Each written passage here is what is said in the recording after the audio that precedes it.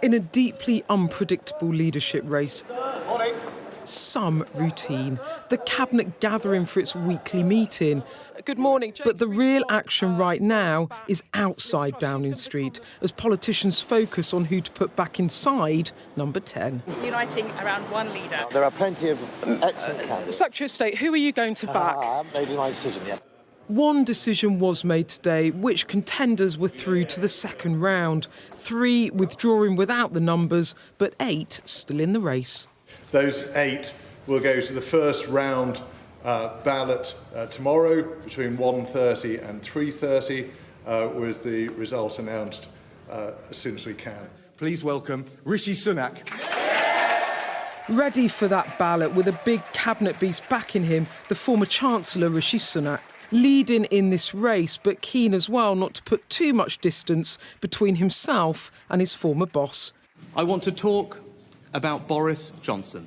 I will have no part in a rewriting of history that seeks to demonise Boris. Wanting to align with his foe while also setting himself apart from other contenders when it comes to tax policy. We need a return to traditional Conservative economic values, and that means honesty and responsibility, not fairy tales. It is not credible to promise lots more spending and lower taxes. But it is credible to question this candidate over wider issues. You've just stood here and said Boris Johnson's a remarkable person. You don't want history to demonise him. The party's just ousted him on the basis of conduct, probity and causing division.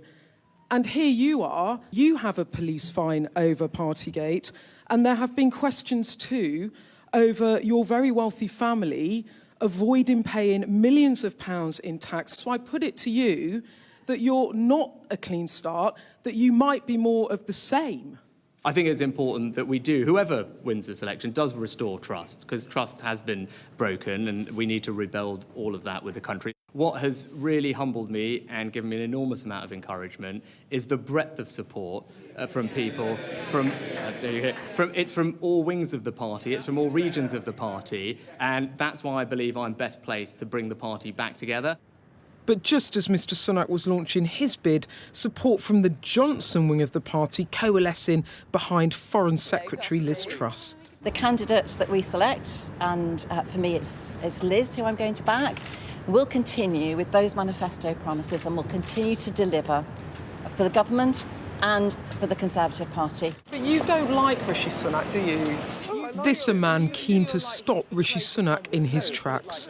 I think Mr Sunak is an extremely personable man, but I think he was not running the economy well.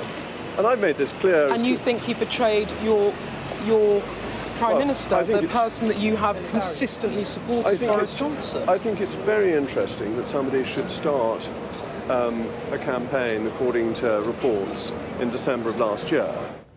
Away from the big beasts in the fight, this backbencher keen to break from the past. We need a clean start. For me, that is much more than just a slogan or a catchphrase. It summarises our advance orders for the next decade. It allows us to move forward together, a fresh, optimistic, enthusiastic, confident, post-Brexit, and ready to seize the moment. As is this ex-minister on the right of the party and through to the next round. We have overburdened our economy.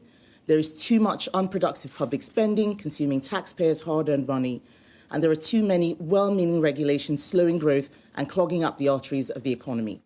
A moment of calm tonight after another frenetic day in Westminster. And this race set to get more fraught still as the Sunak campaign and the one to stop him gathers pace. Beth Rigby, Sky News, Westminster.